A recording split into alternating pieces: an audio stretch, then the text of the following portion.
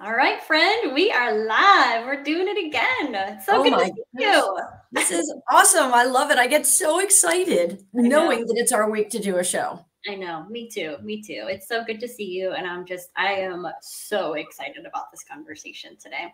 Oh my gosh. I mean, I almost feel like we need the rest of the day to complete it, but that's okay. That's what part 2, maybe part 3 is about. Actually, that's what Built a Bridge is about. Yeah, exactly. So let me just jump into the goal then really quick, and then that would be a perfect segue. I do want to just say, I know that there's been some issues with LinkedIn today, but worst case, if there's interruptions, we'll post the recording. So hopefully others can just kind of tune in case there are some issues. But all right, so the goal of the show. So want to make sure that we always start by sharing that at the top of every show, just in case you're new joining us for the first time.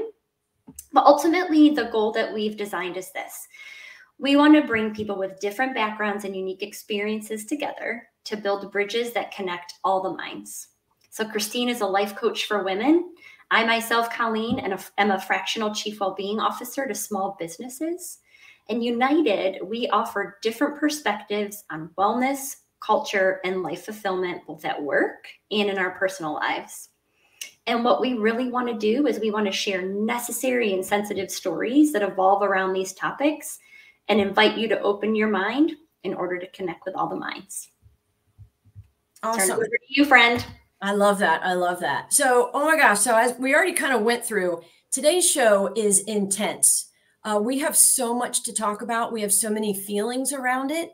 And actually, that's why we decided yesterday that this will have to be part 1, whether it's part 1 of part 2 or part 1 of part 3. We're not sure, but we're just going to roll with it. And also, please feel free during our show, write in your comments. So if there are things that you really resonate with that you want us to talk more about in part 2 or part 3, let us know. You know, this is about us bringing ourselves to you, but then we want to be responsive to you. So just saying that. So today's show, part 1 of why workplace atmosphere and life coaching are our core focus.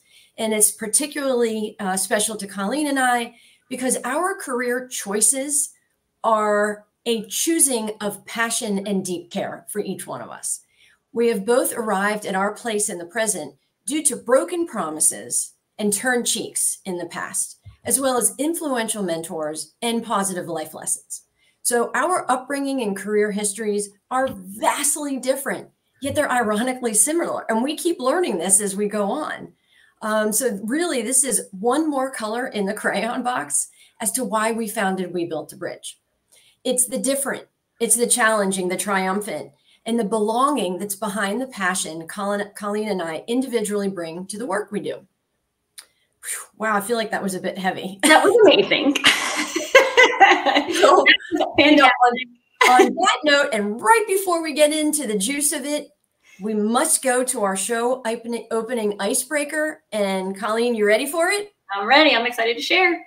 What is your favorite holiday song and why?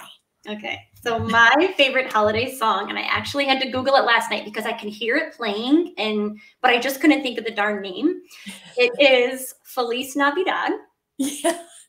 But this is the best part of the reason. And it even just it makes me excited just saying it.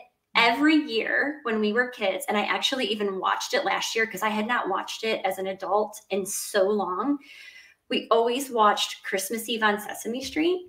And that was one of the songs that was playing in the opening when they're all ice skating, like Big Bird and, Oscar the Grouch. And so anyways, it brings me so much joy to hear that song because it reminds me of Christmas Eve on Sesame Street.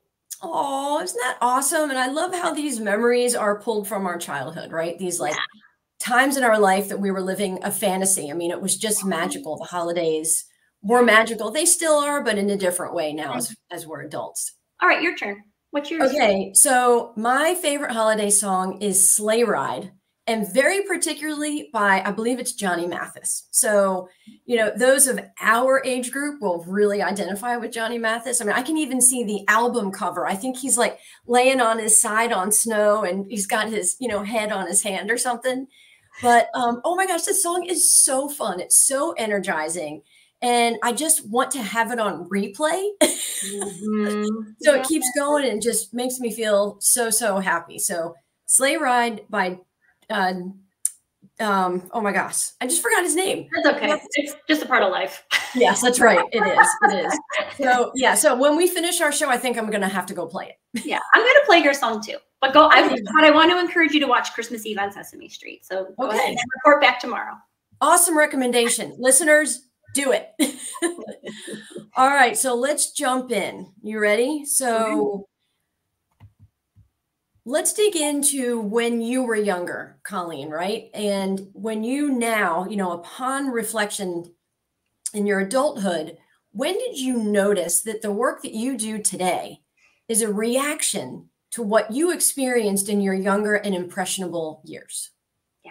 So I'm gonna go on a little sidebar for a second, because I had a networking call this morning that was so impactful that I was reminded of this phrase that I feel like I have to share, because it's a perfect segue then into how I would answer this question. So on this call this morning, this person said to me, remember the Steve Jobs quote, which is, you can't connect the dots looking forward. You can only connect them looking backwards. So you have to trust that the dots will somehow connect to your future. And it was just crazy that I had this call with him this morning, and we talked about that because I knew what we were going to be talking about today. And so in keeping of, I do believe that it's a perfect segue in sharing that for when I reflect, I'm going to reflect on your question, obviously, right, and respond to it, but also just in thinking about how we've been promoting the show for today. We've been talking about, have you been unheard, unseen, and or unfulfilled, right? And so it really does go back to me reflecting and remembering, and I've been doing a lot of it this year. I started working when I was 13 years old, getting paid under the table, but without, so that's a pretty young age to start working, but it was the option growing up in our house. We didn't have an option otherwise. And so when I think about that first job, which in hindsight, I mean, we had so much fun. I learned so much. But the unfortunate or fortunate is some of these workplace practices that I learned starting at the young age 13. So my parents, they identify in the baby boomer generation. And so that generation is known for that strong work ethic, that dedication, loyalty to your job. And like, you do not go to work to have fun, even though, like I said, we had a lot of fun, right? But work is a place that you go, you respect the rules of the business owner, you respect those that have been there way longer than you, and you keep your head down. So like, when in doubt, you keep your mouth shut, because if you're not going to fall in line and do what you're told, then you need to go find another job. That's the option, because you have to work. And so I feel like when I think about that, and again, looking forward to the work that I'm doing today, a couple of things is I learned that hustle culture early. I was taught that to survive in the workplace, you had to wear a shield. So there were days at this bakery job where I would start at 6:30 in the morning.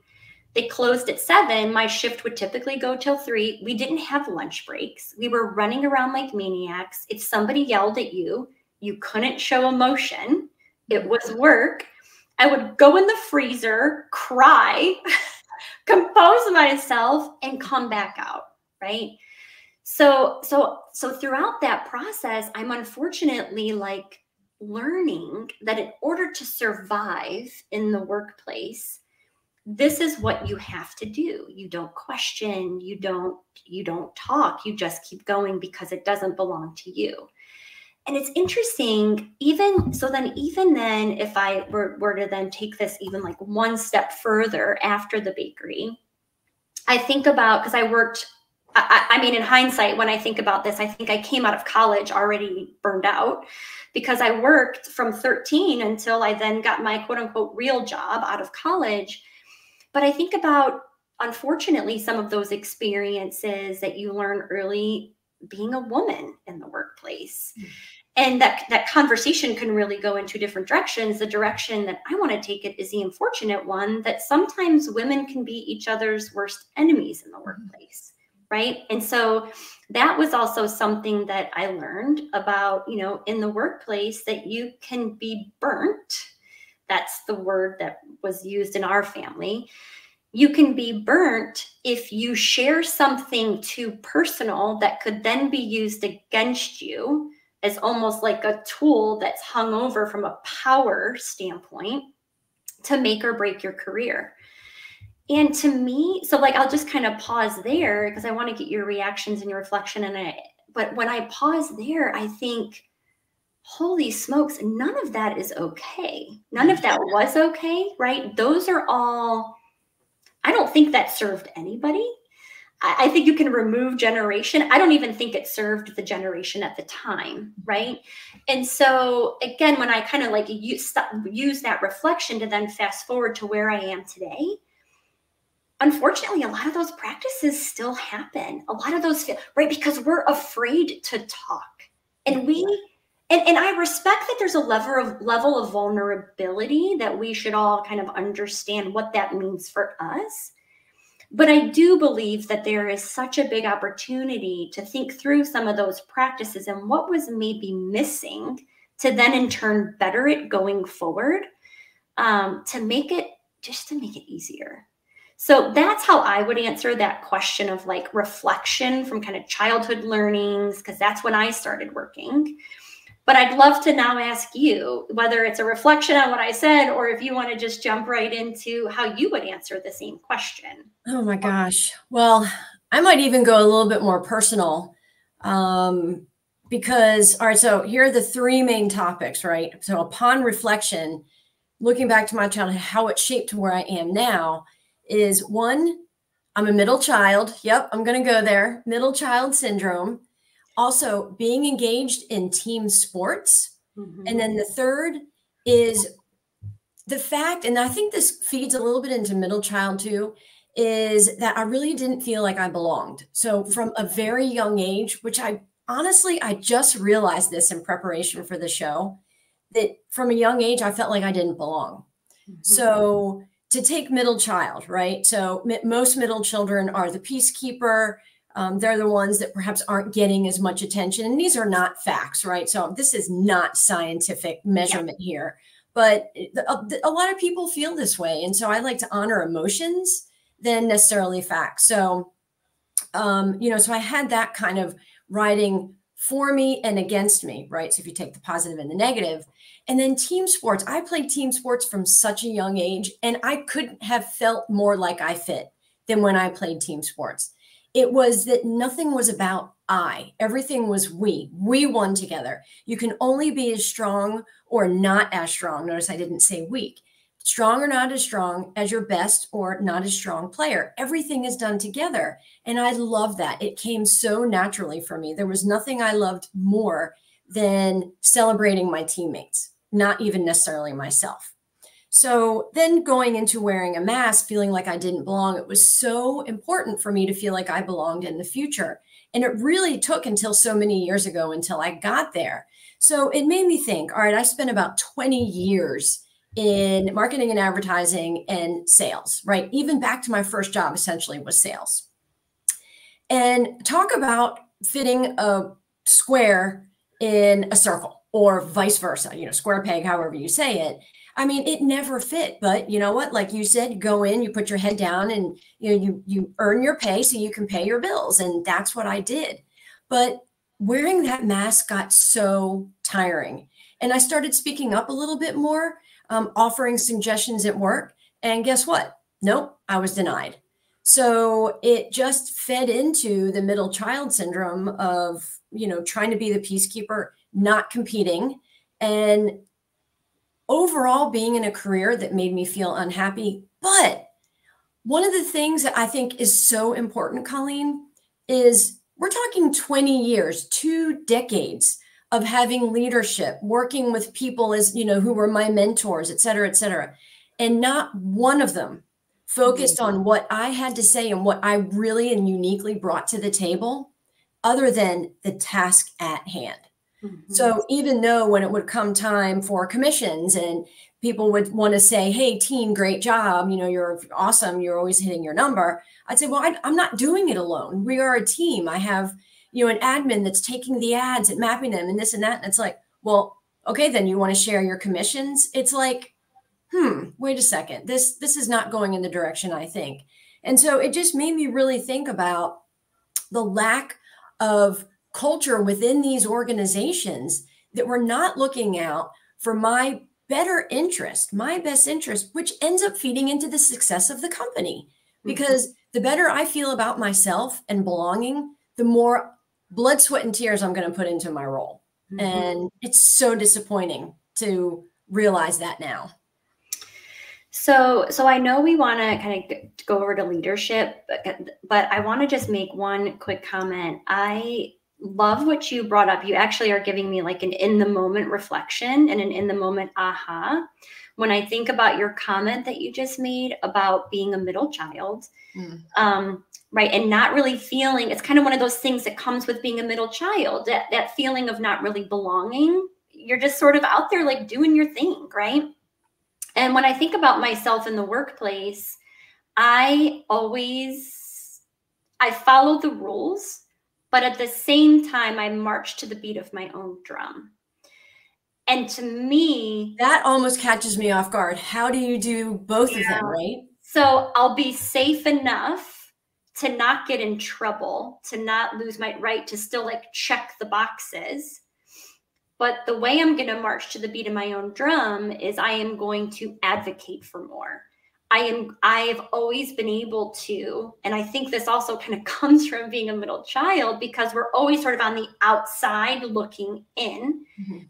The roles that I have always played, I've had this higher level viewpoint that allows me to see the workplace differently. I get to wear a different set of glasses because I'm not necessarily connected to any of it so deeply. And so that marching to the beat of my own drum then has allowed me to use my voice to try to advocate for others and more. The sad part, and this is a nice kind of segue back over to leadership, the sad part is that for me in my journey, leadership didn't want to hear from me. So although they like me when I'm following the rules, or I felt like, this is my feeling, it doesn't mean it's what was happening, it's just my viewpoint, right? I felt like I was always in a good spot if I was following the rules. But as soon as I was over here ruffling the feathers, shaking, like making the waves, because I am seeing a disservice, I am seeing others being treated unfairly, there needs to be change. I'm okay using my voice for that. That's then when the pushback would always come. And so again, when I think about like, how would I reflect on how does that then transition in what I'm doing today and what I'm just no longer willing to stand for, it's I'm ready to sign on and to be with those workplaces that are like, let's shake the water. Let's make it better. And so anyways, I just wanted to go there for a second because I feel like I was having this in the moment realization about that middle child. And one of the things I do believe, again, it makes us pretty amazing. I mean, if we have to point out the obvious, that's fine. Yeah. So I really appreciate that. But I want to go on the other leadership conversation, but I want to just pause and ask you, was there anything else, like any other like real-time reflection that came up for you?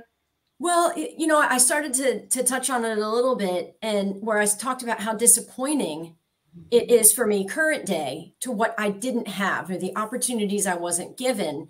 And really, to me, that speaks the difference between a coach and leadership.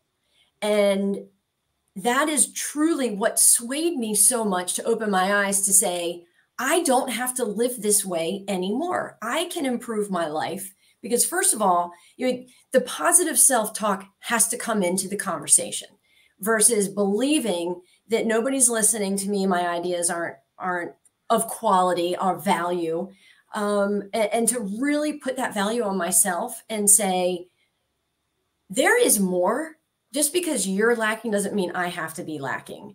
And that's when, I mean, just becoming a coach just became a natural following of events. I don't know. It's like, I didn't even have to think about it. It almost landed in my lap due to what I didn't get earlier years and in my career, right? So kind of similar with you that, you know, why everybody else? Why not me? You've talked about that. Why not me? I can do this, you know what? And I have great ideas instead of having people that dismiss you, which honestly makes you put that armor back up. Mm-hmm. So that's a huge problem. And we bring our real lives to work. There's just no more two personalities per person. Mm-hmm. Work person, home person. No, it doesn't work. I mean, I don't know how more people aren't honestly like psychotic due to that, because that's such a dual mix up of who we are. Right. And it just, retrospect is really powerful. It is. So speaking of retrospect, you made a statement. Just because you're lacking doesn't mean, is that what you said? Just because you're lacking doesn't mean I am or I have to be? Yeah. So that's I feel like a perfect springboard. And then also, of course, like putting the armor back on, like when I go back and reflect about my recent, because I feel like I'm still new and I still have the story to share as to why I left the organization that I thought I would retire from at the beginning of this year. And it was because I was growing and changing. I needed more for myself. I started working with an executive coach. I started really hearing the words of our leaders beating so deep in me, which was, if you have a business idea and you feel like it's solid, come to us. We want you to feel like you have autonomy. And I was doing all of those things. I saw opportunities to grow the practice, which is now the reason, like, that's what I'm trying to do now on my own, right? But all that to say, I saw these opportunities to grow the practice, was doing the business case, doing the heavy lifting. And at the end of the day, they said, no, that's fine, but that doesn't mean that I have to stay. And so when I think about,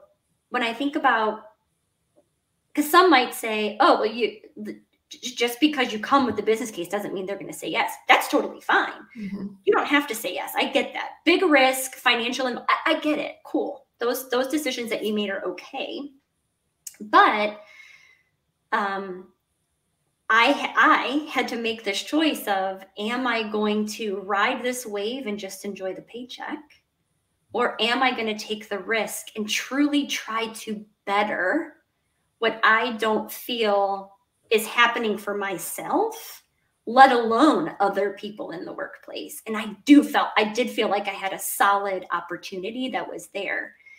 And so to your point, though, about putting the armor on, I mean, you keep going and then you get beat down and you're like, okay, maybe my ideas aren't well, or maybe I don't have a good thing to say. I'm so unfulfilled, but I should be grateful. I have all this flexibility. I mean, it's this constant cycle that makes it really challenging, but I do believe it can be better. I believe there are processes and systems and things that can be changed to make it better. And I want to use my personal experiences in the professional world and my personal world to do that. So it's again, what a great reflection kind of question.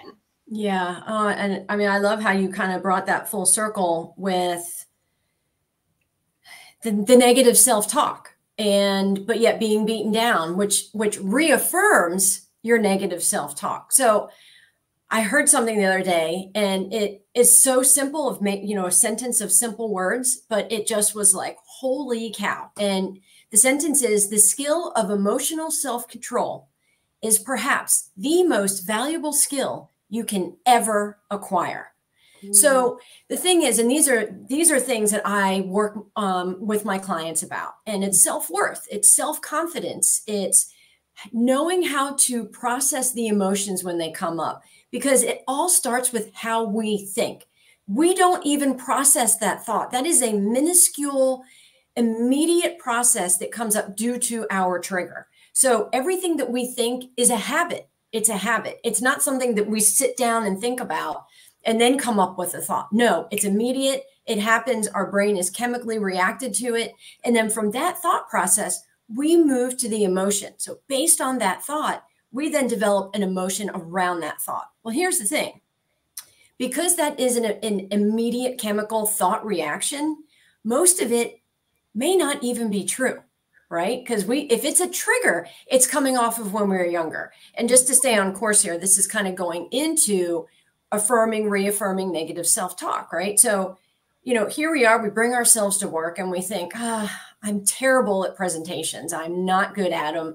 And I'm really slow at selling. I'm not great at that. I'm not good at negotiating. Right? So we go into that. And that's our immediate thought before we even take time to process it. So then the emotion is, wah, wah, I'm not good at it. I hope I don't have to work on one of those projects. And, and then that's our reaction, right? But when we have the skill of emotional self-control, we can change everything in our life.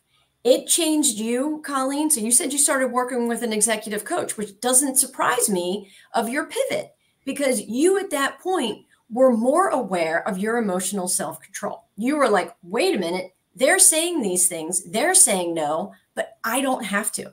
So you caught that thought in its tracks. And you said that emotion, instead of shrugging my shoulders over and walking away with my tail between my legs, I'm going to go, wait a minute. Nope, I can do better and I will do better. And that is such a beautiful gift in coaching that teaches us, which is why I love it so, so much, not only for what it did for me and my life, but for what it can do to my clients as employees, right? I mean, bringing coaching into a company changes everything. And what does every company want? What does every person want? They want to give their best. They want to give their best. And unless we nurture that with proper tools and understanding, that negative self-talk, that gut reaction, knee reaction thinking happens and then steers us off course. And off course is maybe where I went with this. I'm not sure. But, again, this whole episode is about what our core focus is.